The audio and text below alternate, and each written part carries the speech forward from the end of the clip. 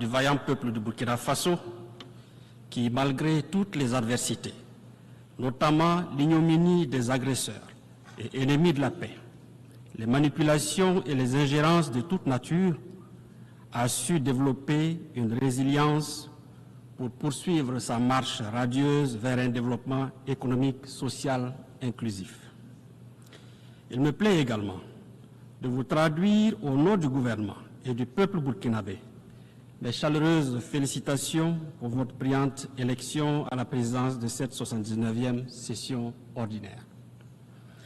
À votre prédécesseur, M. Denis Francis, j'adresse les félicitations de ma délégation pour les acquis engrangés au cours de son mandat dans un contexte international particulièrement marqué par des divergences profondes. Monsieur le secrétaire général, le Burkina Faso apprécie à leur juste valeur les actions que le système des Nations Unies et ses partenaires, sous votre coordination, continuent de mener sur le terrain en soutien aux efforts du gouvernement. C'est d'ailleurs à ce titre que mon pays se réjouit du choix du thème combien évocateur et interpellateur de cette 79e Assemblée générale. Ne laissez personne de côté, agir ensemble pour faire progresser la paix, le développement durable et la dignité humaine pour les générations présentes et futures. En évoquant ce thème, permettez-moi de vous traduire d'emblée les aspirations des couches sociales sahéliennes en général et du Burkina Faso en particulier. Je suis un paysan qui veille et perpétue les traditions et coutumes. Je cultive avec ardeur ma terre qui m'a été léguée par mes ancêtres pour nourrir ma famille et assurer mon bien-être. Je veux pouvoir vivre libre, digne et fier. Je suis une femme, une mère, une digne descendante des princesses Nyenega, Gimbi Ouattara, à l'image d'autres braves femmes sahéliennes dotées d'une force de caractère à nulle autre pareille. Je donnerai ma vie pour assurer la survie et l'épanouissement de mes enfants, mes frères et sœurs, mes compatriotes, dans une société de paix et d'amour. Je veux pouvoir vivre libre, digne et fier. Je suis un jeune Burkinabé, cultivateur, éleveur, commerçant, fonctionnaire, artiste, artisan et étudiant. Jeune de toute région et de tous horizons, issu d'une jeunesse brave et combattante, engagé à apporter ma pierre au développement du Burkina Faso, je veux pouvoir vivre libre, digne et fier. Je suis un enfant, fille ou garçon, des villes et villages, des sites déplacés internes. Je veux pouvoir vivre libre, digne et fier. Je suis un soldat, burkinabé, nigérien, malien, un volontaire pour la défense de la patrie, époux, épouse, père, mère, fils, fille, frères et sœurs. J'ai fait le serment de défendre ma patrie au prix de ma vie, de combattre avec abnégation l'ennemi sur le champ de bataille et de protéger mes concitoyens contre tout danger. Je veux pouvoir vivre libre, digne et fier.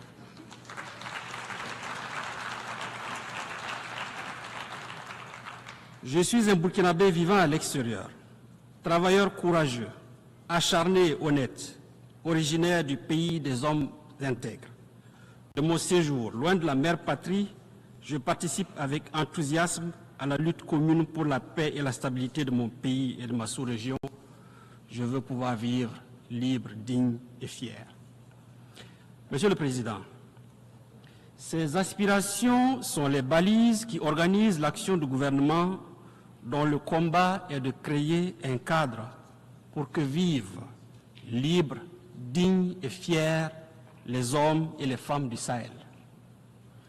Le thème de notre session, fort apprécié pour sa pertinence, exhume en réalité une préoccupation fondamentale aussi ancienne que les Nations Unies et qui est abordée par la quasi-totalité des débats qui se sont succédés ici même. C'est dire qu'il ne s'agit plus véritablement de réfléchir sur quoi faire ou que faire.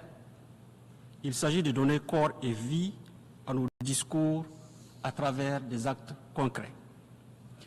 Nous devons aller au-delà des mots pour enfin agir en faveur d'un monde plus juste, débarrassé de préjugés et de stéréotypes qui tendent à reléguer certains peuples ou certaines parties de la planète au second plan, condamnés à attendre dans les geôles de l'isolement et du mépris une aide potentielle à la merci et au gré des humeurs de puissance qui prétendent être les seuls à pouvoir indiquer la marche et le rythme imprimés aux autres.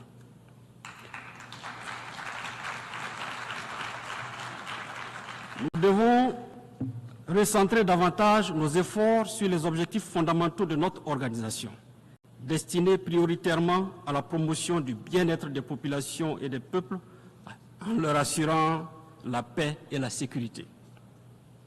Cette urgence et cette nécessité absolue de co-construire et d'agir en faveur d'un monde plus juste trouvent toute leur pertinence dans le contexte actuel où notre monde est dominé par des crises persistantes, des conflits complexes, ainsi qu'une gouvernance économique inégalitaire qui accentue la fracture entre les États, les clivages entre les peuples, avec pour corollaire les tragédies humaines. Cette configuration désastreuse est la résultante d'un multilatéralisme à la croisée des chemins, un multilatéralisme essoufflé, dont la réputation a maintes fois été écornée par les actions partisanes et prédatrices de certains États membres qui se sont érigés en maîtres du monde et qui ont fait de la soumission et de l'exploitation d'autres États la ligne directrice de leur politique extérieure. Il faut s'en inquiéter à juste titre, car il y va de l'harmonie et de la cohésion de notre monde. C'est pourquoi le Burkina Faso saisit cette tribune pour en appeler encore à la raison, à la sagesse de tous, notamment les puissances de notre planète, afin que soit privilégiée une gouvernance mondiale inclusive, débarrassée des visions hégémoniques. C'est à ce prix que nous rendrons à l'ONU toutes ces lettres de noblesse.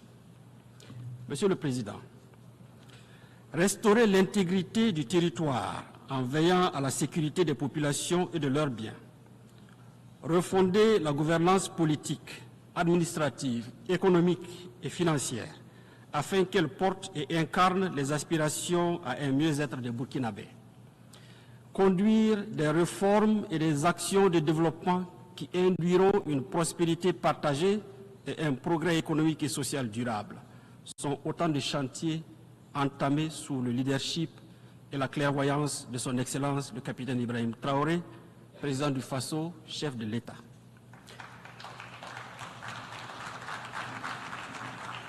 Le peuple burkinabé, qui a décidé d'affirmer et d'assumer sa souveraineté en mettant fin à son asservissement et qui a fait preuve d'une résilience extraordinaire, à l'instar de toutes les populations du Sahel, a compris l'enjeu et la portée de cette lutte et s'est mobilisé aux côtés de nos forces de défense et de sécurité.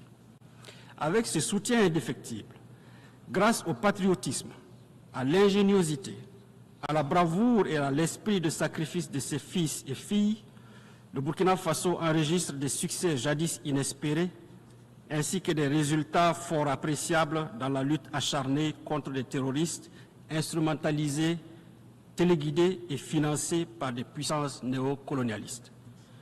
C'est le lieu de rendre un hommage appuyé à toutes ces personnes, civiles, militaires, tombées sur le champ de bataille et dont je salue la mémoire avec déférence. Monsieur le Président, au prix de réformes stratégiques et visionnaires marquées entre autres par l'augmentation des capacités opérationnelles des troupes, la réorganisation de nos forces combattantes sur le terrain, nous avons démultiplié nos moyens d'action, avec comme effet salvateur une reprise totale en main de la reconquête des zones infestées par ces criminels et leurs alliés. De manière concrète, près de 70% du territoire est désormais sous le contrôle de l'État, contre 40% en 2022. Cela a permis la réinstallation des populations déplacées et la réouverture des écoles. Ainsi, en moins de 2 ans, les actions de reconquête ont permis à plus de 700 000 personnes de regagner leur village et à près de 1500 écoles de rouvrir leurs salles de classe, offrant la chance et le bonheur tant espéré par des milliers d'élèves de reprendre le chemin de l'école et de poursuivre leur cursus scolaire. Ces résultats qui forcent l'admiration et suscitent beaucoup d'espoir ont été possibles grâce à l'action des forces de défense et de sécurité, l'engagement patriotique des volontaires pour la défense de la patrie et le soutien ferme des populations ainsi que de la diaspora burkinabé dans un formidable élan de solidarité. Cette mobilisation patriotique de toutes les composantes de notre peuple a permis la collecte de la somme de plus de 165 millions de dollars pour la seule année 2023, un chiffre qui a largement dépassé les prévisions initiales. C'est dire toute la détermination du peuple burkinabé à financer et à s'engager aux côtés des forces de défense et de sécurité dans la lutte noble contre les terroristes et leurs alliés. Monsieur le Président, au moment même où nous engrangeons des succès dans notre offensive victorieuse contre les forces obscurantistes, des officines à la réputation et à l'intégrité douteuse se sont curieusement engagées dans une vaste et virulente campagne de dénigrement et de stigmatisation contre nos forces combattantes qu'elles accusent de violer les droits humains sans avoir la moindre preuve à produire. Ces propagandes orchestrées visent en réalité à démoraliser les patriotes burkinabés et à saborder leur combat légitime parce que tout simplement, ces adeptes du chaos n'ont pas encore compris la dynamique en marche au Sahel, c'est-à-dire notre volonté de nous affranchir de toute tutelle et de tout paternalisme. Mon pays voudrait saisir l'opportunité de cette tribune pour traduire avec déférence son infinie gratitude à tous ses pays amis et ses partenaires sincères qui soutiennent sa cause et l'accompagnent dans la consolidation de sa marche radieuse vers un développement économique et social inclusif. Je voudrais donc inviter les États membres de l'ONU à n'accorder aucun crédit à toutes ces agitations médiatiques qui, de toute évidence, traduisent dans le fond la détresse des terroristes en déroute et de leurs sponsors. Je tiens également à les rassurer du professionnalisme et de la renommée de nos forces de défense et de sécurité, démontrées à travers leur participation aux opérations de maintien de paix et maintes fois reconnues ici même.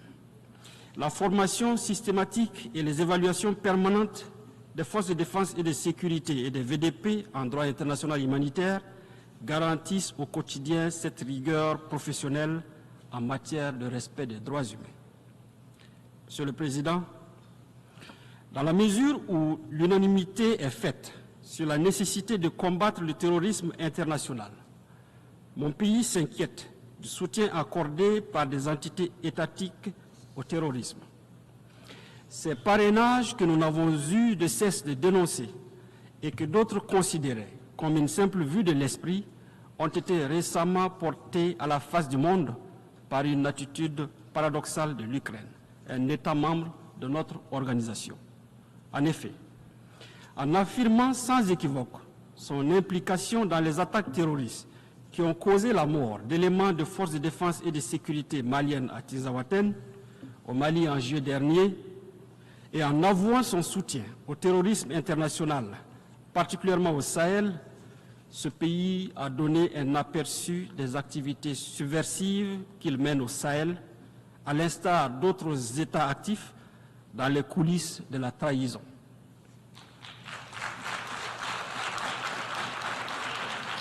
Nous réitérons notre condamnation ferme de ces actes d'agression et d'apologie du terrorisme qui violent la Charte des Nations Unies et les conventions internationales y relatives.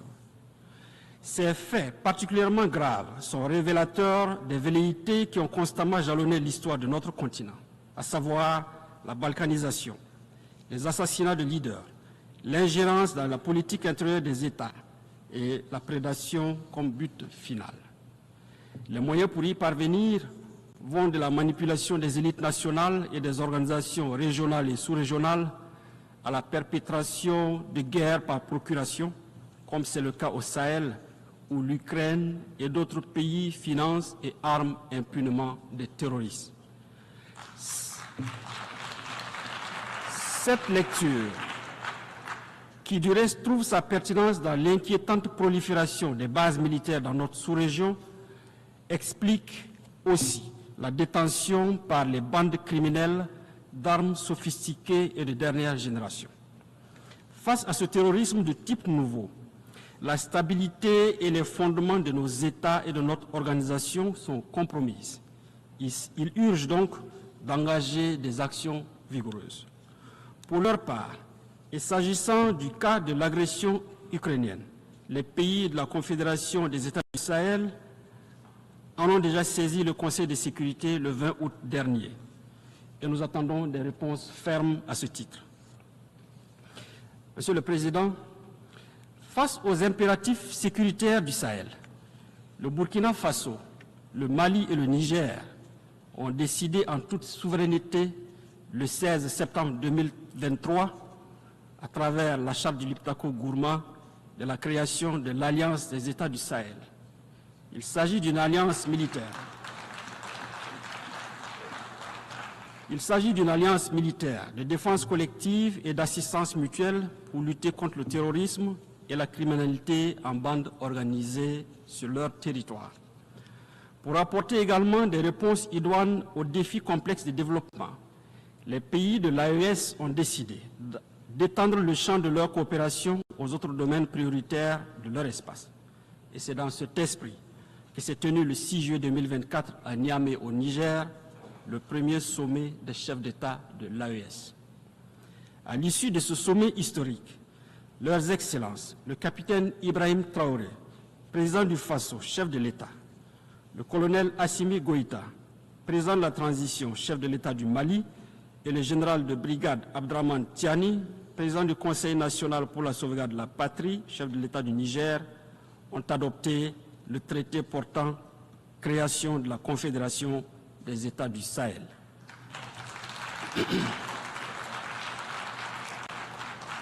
L'adhésion populaire et l'enthousiasme suscités par l'avènement de la Confédération AES trouvent en partie leur explication dans la défaillance et l'incapacité d'institutions et de mécanismes sous-régionaux à répondre aux préoccupations sécuritaires et légitimes de nos populations. Cette action salvatrice et salutaire vise prioritairement à protéger les populations du Sahel déjà éprouvées par la crise sécuritaire et humanitaire et contre lesquelles des mesures assassines délibérées ont été prises pour exacerber davantage leurs souffrances. Monsieur le Président, alors que cette présente session nous appelle à ne laisser personne de côté, l'actualité internationale reste encore, hélas, marquée par des tensions de plus en plus vives qui menacent sérieusement la paix et la sécurité sous le regard impuissant de l'ONU.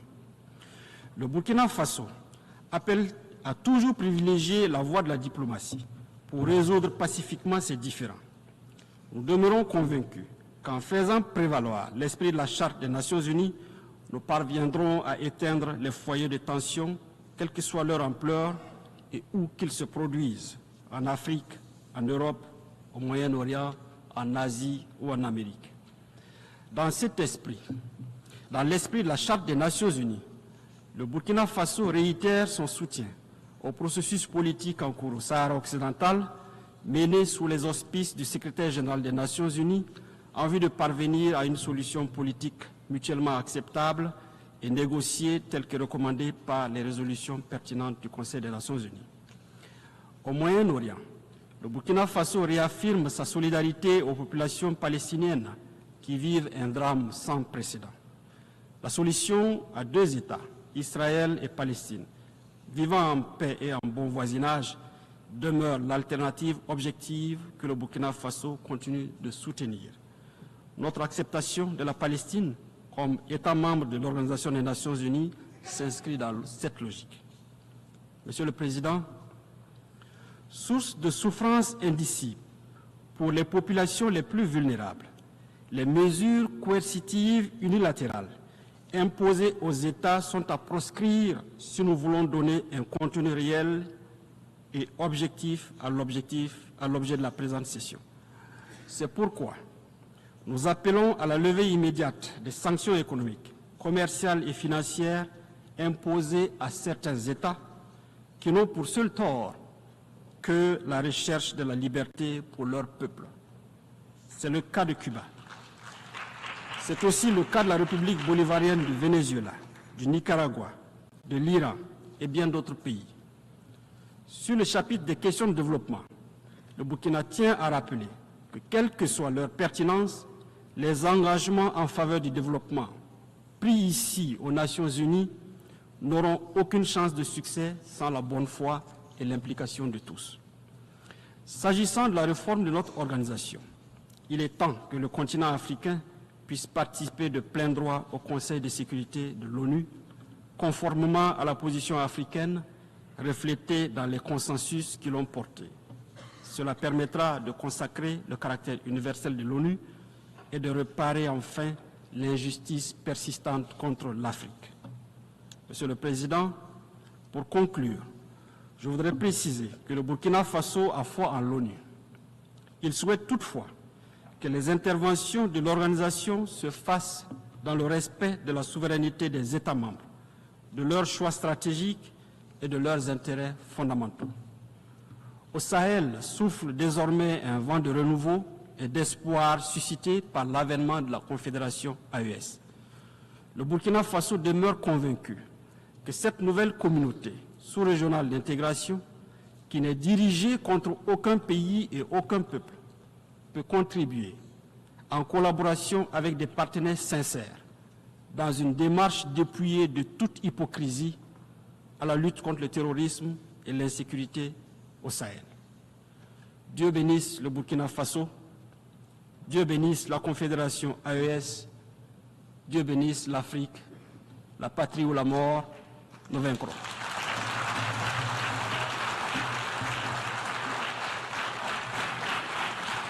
I thank the Minister of Foreign. Je remercie le ministre des Affaires étrangères, de la coopération régionale et des Burkinabés à l'étranger du Burkina Faso.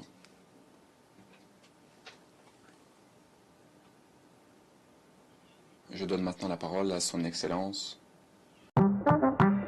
Prodige.